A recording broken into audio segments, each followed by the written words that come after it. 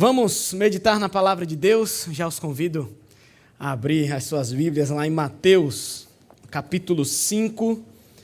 Nós vamos meditar no verso 13. Hoje eu quero fazer uma sequência nesse texto, mas a gente vai ler os versos 14 a 16 à noite.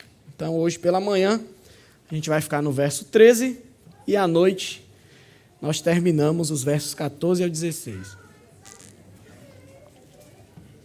Mateus, capítulo 5, versículo 13.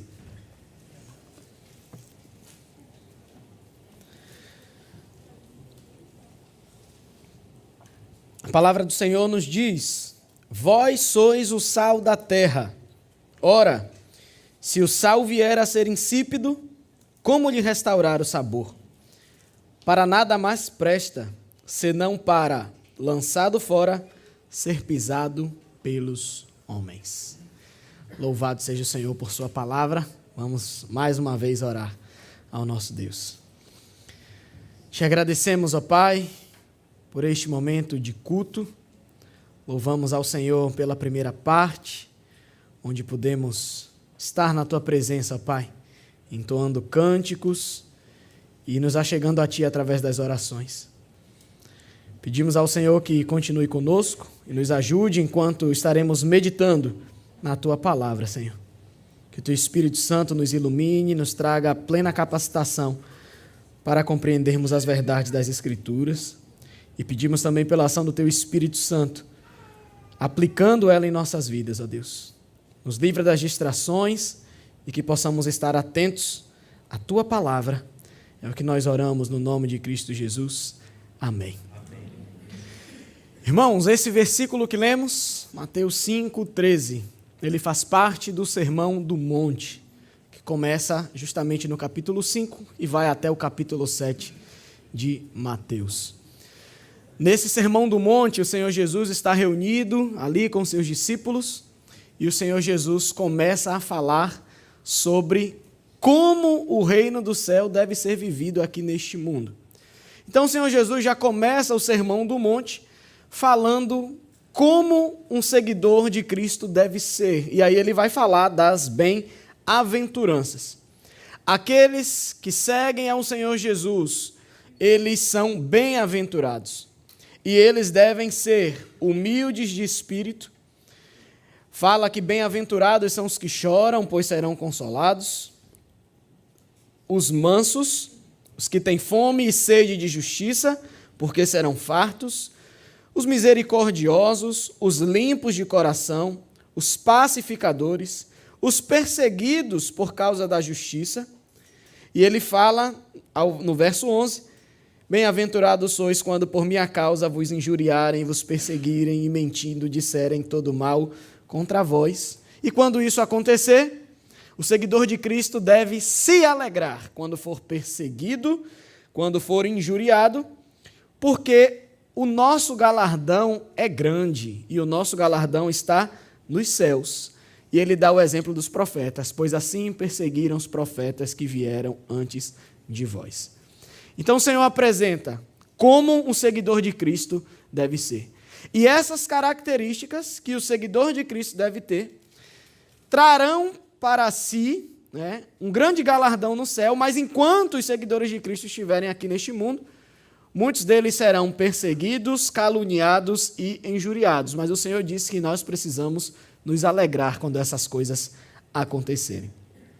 E logo após, segue-se o verso 13, quando o Senhor Jesus, ele agora sai do ponto de como os seus seguidores devem ser, e agora o Senhor Jesus fala como eles devem proceder aqui neste mundo. Como os seguidores de Cristo devem proceder aqui neste mundo. E o Senhor Jesus vai usar esse primeiro exemplo, e ele vai dizer, vós sois o sal da terra.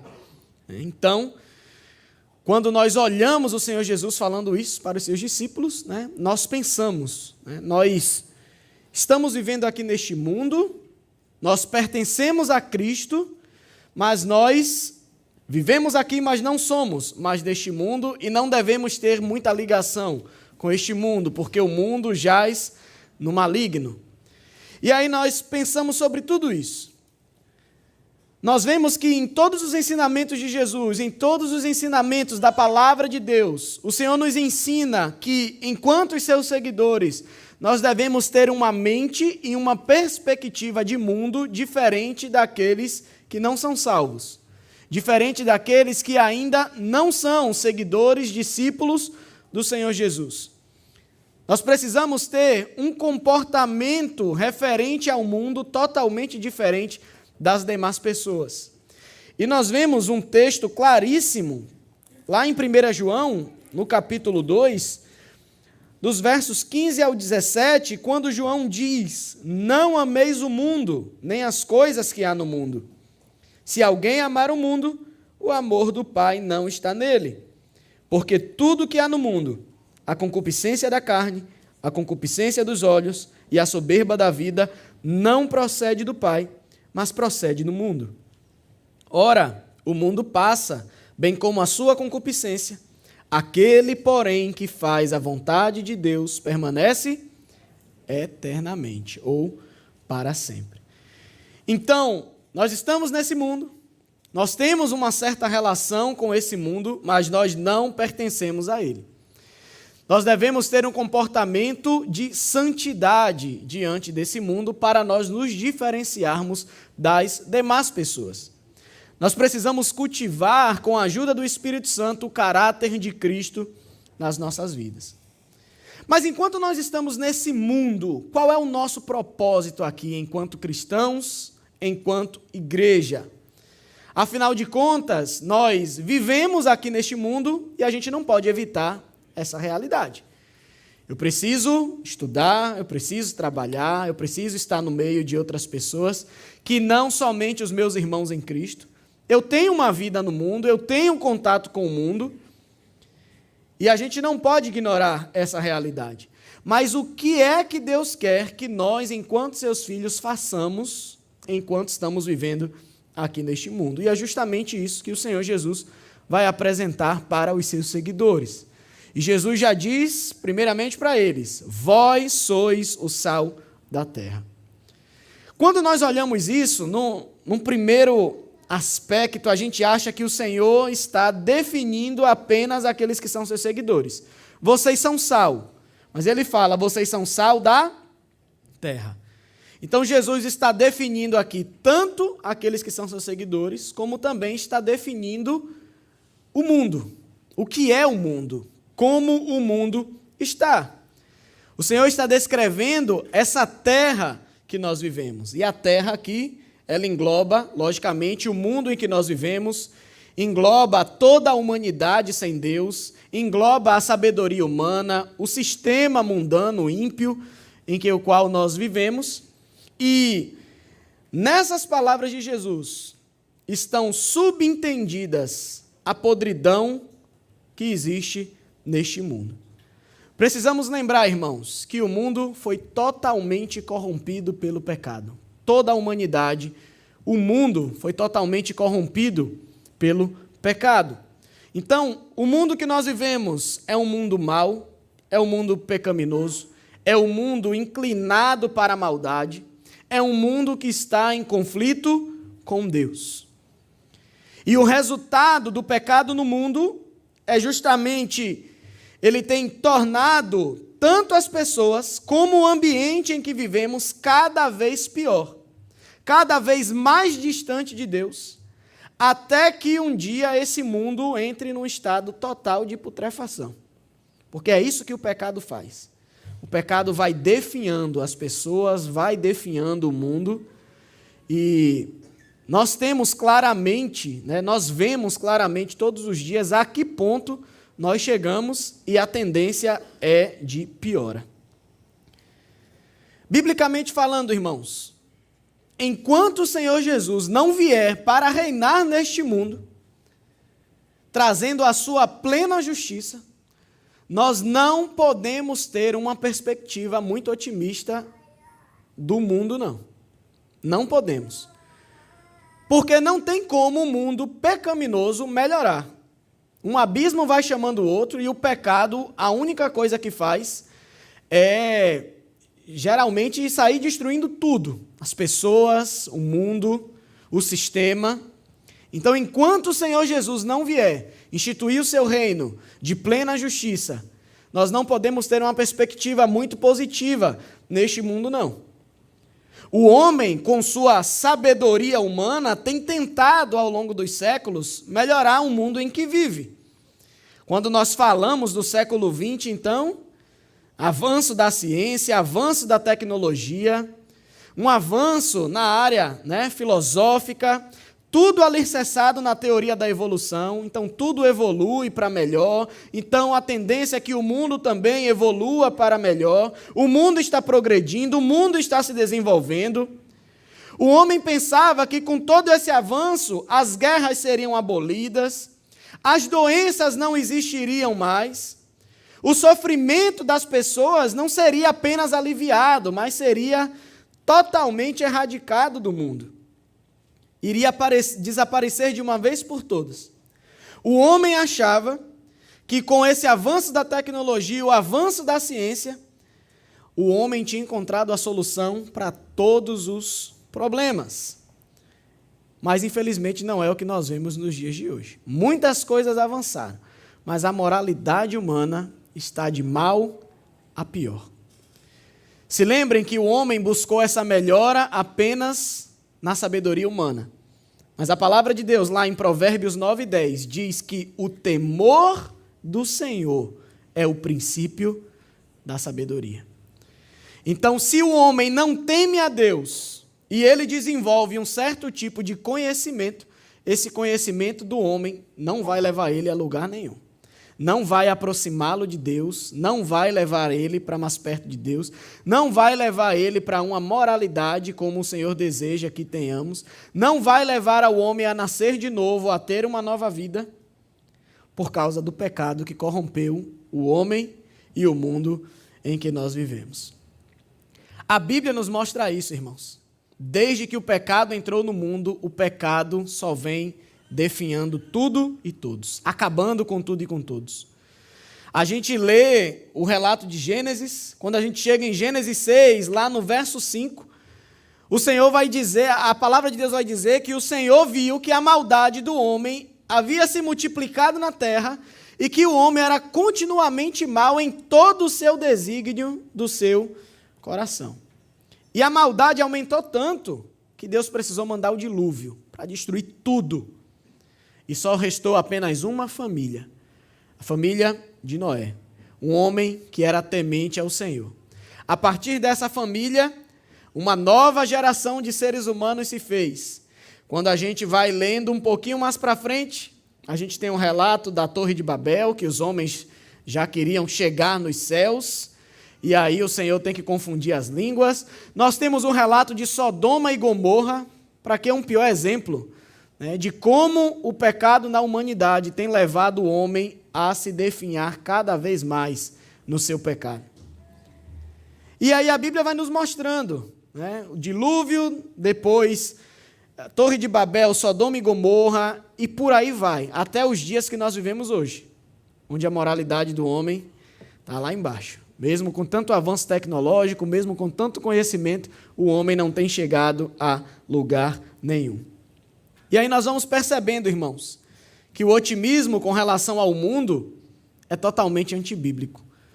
Nós devemos apenas aguardar pela vinda do Senhor Jesus. Quando Ele vier, sim, esse mundo será justo, esse mundo terá paz, e nós devemos aguardar por isso. Então, quando a gente olha para a Bíblia, esse pensamento de otimismo com relação ao mundo é totalmente contestado, tanto pela Bíblia quanto pela própria história do mundo. Olhe em nossa volta o mundo que nós estamos vivendo, totalmente depravado. Mas sobre nós que somos cristãos, que estamos neste mundo, o Senhor olha para nós, assim como Ele olhou para os seus discípulos naquele momento, e Ele diz: vós sois o sal da terra. Esse mundo está corrompido, esse mundo é pecaminoso, mas vocês são diferentes. Vocês são o sal desta terra. E Jesus enfatiza: vós sois, são somente vocês, unicamente vocês. Então, somente aqueles discípulos que estavam com Jesus ali, né, que ele estava dizendo, vós sois, naquele momento. Então, todo o resto não era sal.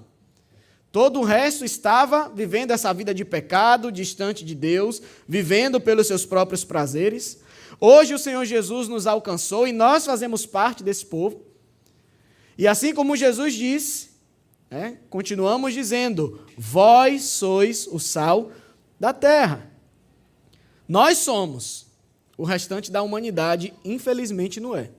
E como sal da terra, nós somos distintos de todo o restante da humanidade. Quando a gente olha para o sal ele tem uma característica específica. A gente sabe que o sal, mesmo em pequenas quantidades, ele exerce uma considerável influência sobre a matéria em que ele é colocada. Mesmo que você bote um pouquinho de sal, você percebe quando o alimento está sem sal ou quando ele foi salgado. O sal tem essa característica. Onde você coloca o sal exerce influência sobre aquele local onde ele foi colocado. Então o sal é logo percebido, a gente distingue logo o sabor do sal no meio da comida ali onde ele está, né? Então a gente consegue discernir se a comida está com pouco sal, está com uma quantidade boa de sal, ou quando a comida está muito salgada, né? Nós conseguimos discernir isso. E assim deve ser o crente também, irmãos. O crente deve exercer total influência, e uma influência positiva no lugar onde ele está. Onde quer que nós estejamos, nós precisamos influenciar como o sal influencia no alimento. Quando a gente fala de sal, a gente logo pensa que a principal característica do sal é dar sabor ao alimento. Mas se lembre que nessa época aqui, o sal era o congelador, era o freezer daquele tempo. Não, a refrigeração ainda não tinha sido inventada. Então, a principal utilidade do sal era preservar os alimentos. Era impedir a putrefação nos alimentos. Então, as pessoas salgavam o alimento para que o alimento fosse preservado. A gente sabe que se a gente pegar um pedaço de carne e deixar assim em cima do ambiente, os germes que já estão na carne, né, os germes e bactérias na atmosfera vão agir sobre aquela carne e ela vai começar a apodrecer. Mas o sal, quando é colocado na carne, ele impede isso. Ele impede essa putrefação da carne. E o Senhor nos deixou como cristãos nesse mundo justamente para isso. Nós somos um instrumento de Deus para impedir a putrefação deste mundo. Se o mundo, irmãos, hoje não está pior do que o que nós já presenciamos, é porque a igreja do Senhor está neste mundo. E nós precisamos agir como o sal dessa terra. Estamos aqui para impedir esse processo de putrefação e decadência total deste mundo pecaminoso. Essa é a principal função do sal. Uma função secundária do sal é justamente prover sabor ao alimento, né? Hoje nós usamos mais o sal para dar sabor ao alimento, porque hoje nós temos, né, congelador, freezer para preservar os alimentos. E assim como o sal, ele é colocado no alimento para que o alimento não fique insosso, não fique sem sabor, o crente também está neste mundo para dar sabor ao mundo através do Evangelho de Jesus Cristo. Nós vivemos num mundo, irmãos, onde as pessoas não encontraram ainda o sentido para as suas vidas. As pessoas acham que a vida ela é enfadonha, que a vida é chata, que a vida é burocrática.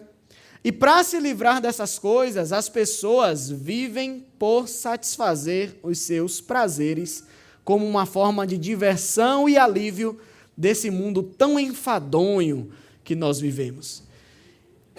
E fazendo as suas vontades, satisfazendo os seus prazeres, essas pessoas tentam trazer algum sabor para a sua vida.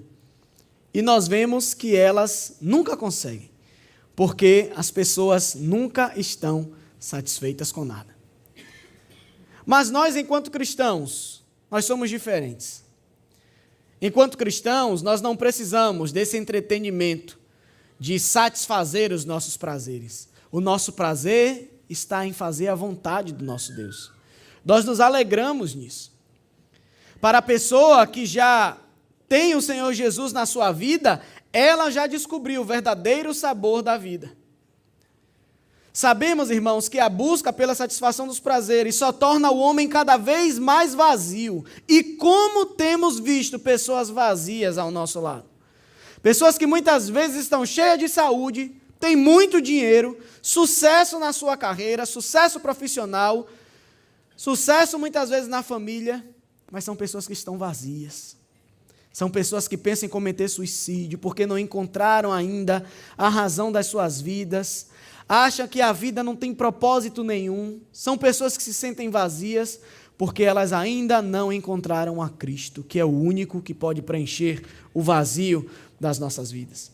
Enquanto essas pessoas não tiverem um verdadeiro encontro com Cristo, elas continuarão vazias e não encontrarão o verdadeiro sentido para as suas vidas. E nós, enquanto cristãos, estamos neste mundo justamente para alertar essas pessoas sobre isso. Nós agimos como sal neste mundo, vivendo uma vida que glorifica a Deus. Através do nosso caráter, espelhando a vida de Cristo nas nossas vidas, onde quer que nós estejamos. Agindo assim, as pessoas passam a reconhecer que somos diferentes. Sabe quando um grupinho no seu trabalho está conversando algumas conversas ali impróprias, e você está chegando perto e aquela conversa daquele grupo muda? Porque ele é cristão, ele não comunga dessa conversa, vamos mudar a conversa, porque o Wickler está vindo ali. O Wickler é servo de Deus, ele não conversa essas coisas. Vamos mudar a nossa conversa, vamos mudar a nossa linguagem. E muitas vezes a gente não precisa nem dizer nada. Só a nossa presença faz com que as pessoas mudem a conversa, mudem o seu linguajar, inibem muitas vezes, né, aquela conversa imprópria. Esse é só um exemplo, né, do que nós, como cristãos, estamos fazendo aqui neste mundo. Agora, olhando para você, será que tem sido assim com você? Será que as pessoas têm olhado para você e te considerado realmente uma pessoa diferente? Alguém que faz a diferença, alguém que não se comporta como os demais, mas verdadeiramente está espelhando a vida de Cristo na sua vida? Será que as pessoas têm percebido isso em você? É algo que nós precisamos refletir, irmãos. Porque o Senhor Jesus diz: vós sois o sal da terra, vocês são o sal dessa terra. E vocês estão agindo como sal, verdadeiramente? O sal puro, que não perde o sabor, que ajuda, né, para que esse mundo não entre em total decadência, estado de putrefação? O Senhor nos deixou nesse mundo para isso, irmãos. E onde quer que estejamos, nós precisamos salgar.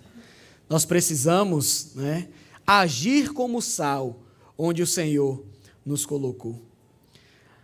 Então, a presença do cristão no mundo vai inibir justamente essa decadência desenfreada no mundo, para que a vida nesse mundo seja um pouquinho mais suportável.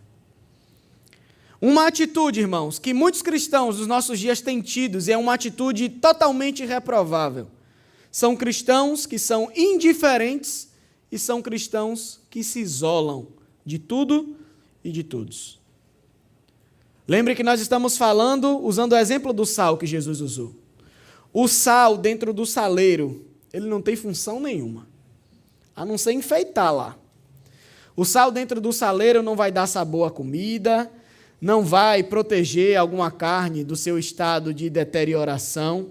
O sal dentro do saleiro não tem função nenhuma. Mas quando o sal é utilizado, ele cumpre o objetivo ao qual está sendo usado. Assim também é um cristão, irmãos. Enquanto cristãos, não podemos viver isolados. E muitas vezes a gente se isola dentro da nossa casa, nos isolamos dentro da nossa igreja, e não estamos sendo sal nesta terra onde nós vivemos. Às vezes nós nos isolamos dentro de nós mesmos, nós não falamos com ninguém. Chegamos na faculdade, no trabalho, nos achamos superiores a todo mundo que está ali. Eu não falo com ninguém porque eu sou um super crente, eu não me misturo com as pessoas do mundo, não converse comigo. Então as pessoas se isolam dentro de si, se isolam em suas casas, se isolam dentro da igreja e têm esquecido de agir como o sal desta terra. Nós precisamos, irmãos, influenciar. Foi para isso que o Senhor nos chamou. Nós precisamos estar neste mundo fazendo a diferença, fazendo Cristo ser conhecido no meio do lugar onde a gente vive. Quando a gente olha para a palavra de Deus, irmãos, a gente vê que o Senhor, Ele despreza o isolamento dos cristãos. Lembre da ocasião de Pentecostes. Os 120 estavam ali em Jerusalém orando, clamando ao Senhor. O Senhor envia o Espírito Santo sobre eles, eles são revestidos de poder, mas Jesus havia dito que eles deveriam ir por todo mundo pregar o Evangelho. Então não era para ficar somente ali em Jerusalém, eles tinham que ir para os confins da terra. Mas aí, para eles, era mais cômodo continuar ali só em Jerusalém mesmo, pregando. Eu sou judeu, estou em Jerusalém, estou aqui com o meu povo, vou pregar a palavra aqui, é mais cômodo para mim. Eles ficaram confinados ali naquela cidade. E o que foi que Jesus fez? O que foi que Deus fez? Mandou uma perseguição aos cristãos. Aí não tinha para onde correr. Todo mundo teve que se espalhar, fugir para outras cidades, senão morreriam. E a gente vê que quando os cristãos começaram a se espalhar, eles foram sal onde eles estavam. Eles levaram o Evangelho, falaram do Senhor Jesus. Os ímpios começaram a crer no Senhor Jesus. Pessoas de fora foram batizadas. Lembre da ocasião de Filipe e o eunuco, né? Então eles foram sal onde eles chegaram. Lembre-se, irmãos, do ministério do apóstolo Paulo. Quantas cidades o apóstolo Paulo passou, levando a palavra de Deus, levando o evangelho, salgando o lugar onde ele estava. Lembre-se quantas cidades mudaram, né, o modo das pessoas agirem, o modo das pessoas serem. Pessoas que nunca tinham ouvido falar de Jesus, mas quando o apóstolo Paulo chegava, quando os apóstolos chegavam, pregavam o evangelho, a história daquela cidade mudava. As pessoas abandonavam seus pecados, os seus maus comportamentos. Pessoas que foram libertas da prostituição, da idolatria, abandonaram a sua vida de roubo, de mentira, por causa do evangelho. Por causa do sal que chegou naquela cidade. Um exemplo claro que nós temos é lá em Corinto, lá no capítulo 6 de 1 Coríntios, a partir do verso 9. Veja a mudança que o evangelho levou as pessoas daquela cidade. Paulo está falando com aqueles irmãos. Ou não sabeis que uns injustos não herdarão o reino de Deus? Não vos enganeis, nem impuros, nem idólatras, nem adúlteros, nem efeminados, nem sodomitas, nem ladrões, nem avarentos, nem bêbados, nem maldizentes, nem roubadores herdarão o reino de Deus.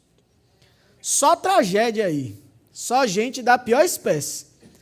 E aí Paulo continua dizendo para aqueles irmãos: tais fostes alguns de vós, mas vós vos lavastes, mas fostes santificados, mas fostes justificados em o nome do Senhor Jesus Cristo e no Espírito do nosso Deus. A vida daquelas pessoas mudaram. Eles não tinham mais esse comportamento pecaminoso. Por quê? Porque o evangelho chegou até aquela cidade, até aquelas pessoas. Porque Paulo chegou naquela cidade exercendo a função dele de sal da terra, de livrar aquela cidade da decadência total, apresentando o evangelho, apresentando o Senhor Jesus Cristo. E o Espírito Santo, através da ação da palavra de Deus, foi transformando a vida daquelas pessoas. E a história de muitas cidades foi mudada. Imagine, irmãos, o mundo que nós vivemos sem a presença dos cristãos, sem a presença da igreja, como nós não estaríamos nos dias de hoje. Irmãos, o cristianismo já trouxe diversos benefícios para a civilização. E tudo isso é fruto da devoção a Cristo, que transborda em amor ao próximo para a glória de Deus.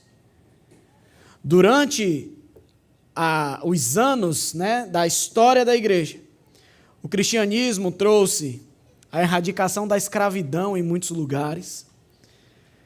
O cristianismo trouxe construção de hospitais, orfanatos, hospícios nos lugares para que as pessoas pudessem ser cuidadas. O cristianismo trouxe para a nossa civilização a elevação do status e dos direitos das mulheres, porque as mulheres não tinham direito nenhum. Vejam como o Senhor Jesus tratava as mulheres. Um grande exemplo que temos é quando o Senhor Jesus ressuscita, as primeiras testemunhas da ressurreição de Cristo são as mulheres. E lembre-se que naquele tempo o testemunho de uma mulher não era considerado, mas o Senhor apareceu para aquelas mulheres, para que elas pudessem testemunhar sobre a ressurreição do Senhor Jesus Cristo.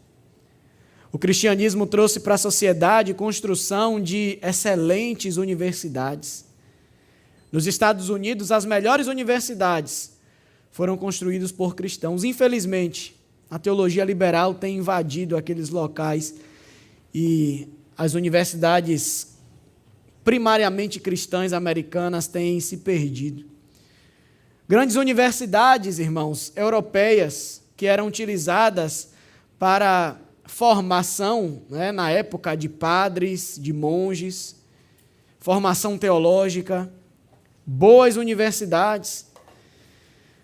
O cristianismo também trouxe ao mundo boas literaturas, né, quem gosta aí de C.S. Lewis, né, quem gosta de ler aí, né, Senhor dos Anéis e por aí vai. A principal, né, a palavra de Deus, que alimenta as nossas almas, que nos preenche, que nos apresenta quem é o Senhor Deus.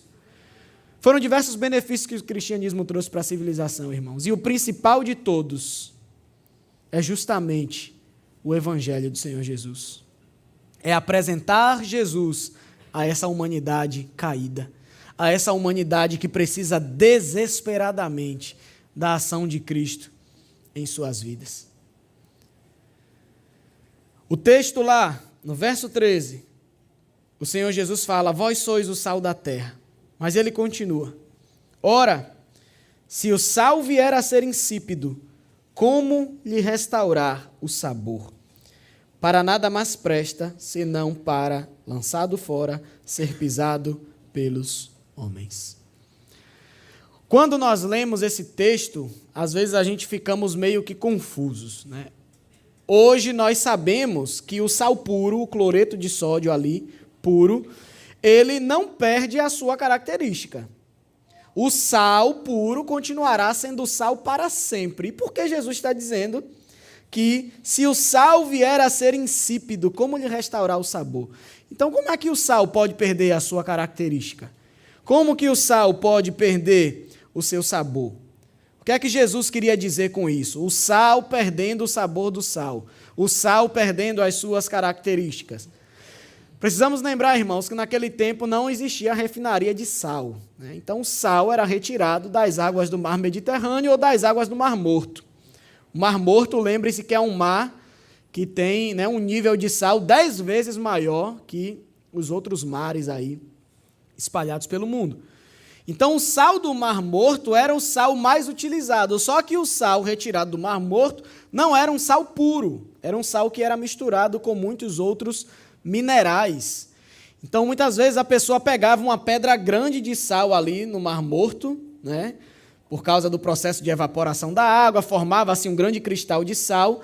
Eles iam quebrando o sal para usar, né, para conservar os alimentos.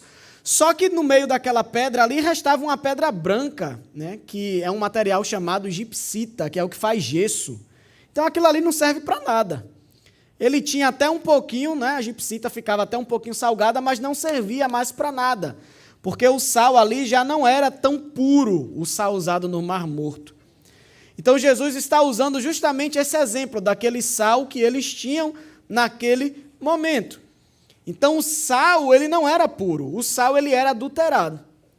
E o sal ele só exerce a sua função plenamente quando ele é puro. Quando o sal ele é adulterado, ele não tem muita função. Ele serve para ser jogado no chão e ser pisado. Se lembre que aquele local ali é um local desértico, né? Mas os invernos muitas vezes são rigorosos. Às vezes, né, no inverno rigoroso, o chão é congelado. Não sei quantos de vocês já viram, em países que nevam, eles usam sal para jogar no chão, né, para que o piso não congele, para evitar acidentes, né, nas estradas, nas calçadas. Então era isso que eles faziam naquele tempo. Eles usavam o sal que estava ali por cima da pedra e a gipsita eles amassavam e jogavam no chão para ser pisado. E também aquilo ali ajudava no inverno rigoroso, quando havia geada, para que o chão não congelasse, para evitar muitos acidentes. O que é que Jesus quer falar com relação a isso, irmãos?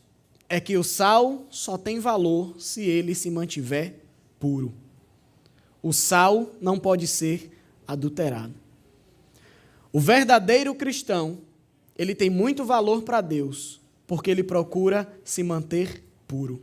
Ele procura se manter distinto do mundo. Esse é o sal que o Senhor valoriza. O verdadeiro cristão deve buscar manter uma vida de santidade, uma vida piedosa, uma vida de obediência à palavra do Senhor. Quando o cristão faz isso, ele pode exercer uma grande influência neste mundo. Mas quando o cristão, irmãos, aquele que se diz cristão, estando no mundo, começa a se contaminar com as coisas do mundo, ele se torna como aquele sal adulterado, que não serve para nada. Serve apenas para ser jogado no chão e pisado pelos homens. O cristão, irmãos, que ao invés de influenciar o mundo, tem sido influenciado, ele não tem nenhuma serventia para o reino de Deus. E por isso o Senhor nos chama que, enquanto sal da terra, nós precisamos buscar viver uma vida de santidade. Uma vida de plena obediência ao Senhor. E é isso que nos manterá puros neste mundo onde nós estamos. E nos mantendo puros, nós teremos um grande valor para Deus e teremos um grande poder de influenciar este mundo, de exercer influência diante das pessoas, diante desse sistema mundano que está caminhando para um caminho de putrefação. Meus irmãos, nós somos chamados para isso. O cristão deve exercer plena influência no mundo onde ele está. Nós devemos exercer influência sobre as outras pessoas. O cristão é chamado a se comprometer a viver uma vida de santidade. Quando o cristão vive uma vida de santidade, ela vai irradiar muita influência pessoal. E isso não tem nada a ver com a gente, não. É o poder do Espírito Santo agindo através das nossas vidas. Mas a maior dificuldade que temos enfrentado hoje é que o sal tem perdido o seu sabor. Muitas pessoas que se dizem cristãs, infelizmente, têm sido influenciadas pelo mundo, têm se misturado com as coisas mundanas e têm esquecido o seu dever de se manter santo diante de Deus, de buscar ser puro, como o sal precisa ser puro para exercer influência sobre o alimento, onde quer que ele esteja. Nós precisamos lembrar, irmãos, que uma pequena quantidade de sal, ela pode afetar uma volumosa massa. Ela pode afetar uma grande quantidade de alimento. E nós, como sal dessa terra, chamados por Deus, nós temos esse papel de salgar esse mundo com o evangelho da salvação do Senhor Jesus. Essa mensagem do evangelho é uma mensagem viva, é uma mensagem eficaz, é uma mensagem penetrante, é uma mensagem que, através do poder do Espírito Santo, ela alcança o coração do pecador, é uma mensagem que purifica, é uma mensagem que dá sabor à vida das pessoas, é uma mensagem que vai trazer para as pessoas uma perspectiva de vida, além de conservar o pecador do apodrecimento total. E nós estamos nesse mundo aqui para isso, irmãos, para evitar que o mundo apodreça de uma vez por todas. Você foi colocado no seu trabalho, na sua faculdade, para ser sal onde você está, para evitar que muitos dos amigos de vocês entrem em total estado de putrefação, sejam condenados ao inferno. O Senhor te colocou lá para que você possa ser sal na vida deles, para que você leve a mensagem do Evangelho, para que você seja um exemplo através da sua própria vida, para que essas pessoas sejam levadas a Deus através do seu exemplo, através da sua vida, através da pessoa do Senhor Jesus Cristo.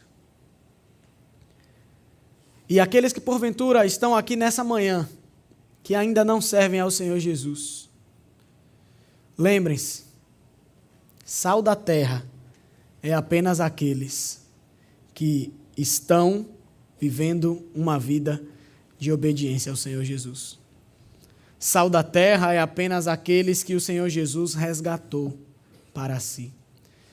Se você ainda não tomou uma decisão na tua vida de servir ao Senhor Jesus, infelizmente a mensagem para você é que você está num estado de deterioração, de putrefação, por causa do pecado.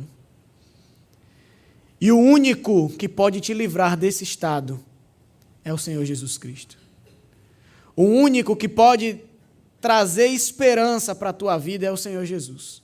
Não adianta você continuar vivendo a tua vida, correndo atrás de satisfazer os seus prazeres, achando que isso vai te completar. Só quem pode te completar plenamente é o Senhor Jesus Cristo.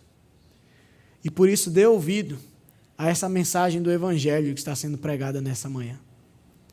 Você pode aí no seu lugar, nesse momento, fazer uma oração e dizer: Senhor, eu entrego a minha vida ao Senhor nessa hora. Eu reconheço o meu estado de pecaminosidade, eu reconheço que eu estou caminhando por um caminho de total destruição. Mas nesse momento, Senhor, eu peço, entra na minha vida e muda a minha história. Traz um novo sentido para a minha vida, Senhor. E eu quero te servir para todo sempre. E no momento que você fizer isso, você estará totalmente livre da deterioração do pecado da tua vida. Porque o Senhor Jesus, Ele agirá na tua vida, te preservando até o dia que Ele voltar para nos buscar. E nesse dia, todos aqueles que forem resgatados pelo Senhor Jesus estarão eternamente com Ele, livres do pecado, livres da dor, livres da preocupação. É uma vida dos sonhos que você nunca vai conseguir conquistar aqui neste mundo. Somente com o Senhor Jesus você vai conseguir viver uma vida perfeita. Entregue-se ao Senhor nessa manhã. Essa é a minha oração, para que o Espírito Santo toque no teu coração e te convença do teu pecado, para que você se renda totalmente aos pés do Senhor. E a partir desse momento, você também será usado por Deus como sal dessa terra, ajudando a mudar a história da nossa cidade, a mudar a história do lugar onde você trabalha, do lugar onde você estuda, mudar a história da sua família, levando o Evangelho de Jesus Cristo aos seus. Amém, meus irmãos. Vamos orar nessa manhã. Te agradecemos, Senhor, pela palavra lida. Louvamos ao Senhor, porque o Senhor nos chamou, enquanto cristãos, para sermos sal dessa terra. E assim nós queremos ser, ó Pai. Nós queremos ser puros, como o Senhor é. Nós queremos, ó Deus, ser cada dia mais parecidos contigo, ó Pai. E pedimos pela Tua ação nas nossas vidas, nos santificando a cada dia, para que nós possamos, ó Deus, abrir mão das nossas vontades, dos pecados que nos rodeiam, de todo o peso, ó Pai, que muitas vezes temos carregado na nossa vida. Nós queremos lançar tudo diante do Senhor e queremos agir da maneira que o Senhor nos chamou para agir, fazendo a diferença neste mundo. É uma grande responsabilidade, ó Pai, que o Senhor nos deu, de sermos um agente de livrar, ó Pai, este mundo do estado total de putrefação. Mas nós te agradecemos, porque o Senhor confiou a nós esse grande ministério. E nós pedimos ao Senhor que, enquanto cristãos, nós possamos te obedecer e sermos fiéis ao Senhor. Nos ajude, Senhor, a ser santos, a ser puros, assim como o sal precisa ser puro, para que ele possa exercer o objetivo dele, ó Pai, de conservação e de dar sabor. Assim nós queremos ser. Não queremos, ó Pai, ser considerado pelo Senhor como um sal sem sabor, um sal que tem se contaminado com as coisas deste mundo e tem perdido as características. Porque a tua palavra diz que esse sal só serve para ser jogado no chão e pisado pelos homens. Livra-nos disso, ó Pai. Preserva-nos, Senhor, nos teus caminhos e fiéis a ti. Nesse momento também, como igreja, nós oramos por aqueles que serão alcançados por essa mensagem, que ainda não conhecem ao Senhor, pedindo para que teu Espírito Santo haja na mente e nos corações, trazendo arrependimento dos pecados, o pleno conhecimento do quão pecadores, Senhor, eles são e do quanto precisam de ti, ó Pai. Assim como o Senhor fez conosco, faz com cada um deles também, Senhor, para que eles se rendam totalmente ao Senhor e eles possam também ser livres desse estado de putrefação, ó Pai, que o pecado causa na vida do pecador. Nós oramos por isso, Senhor, no nome de Jesus. Amém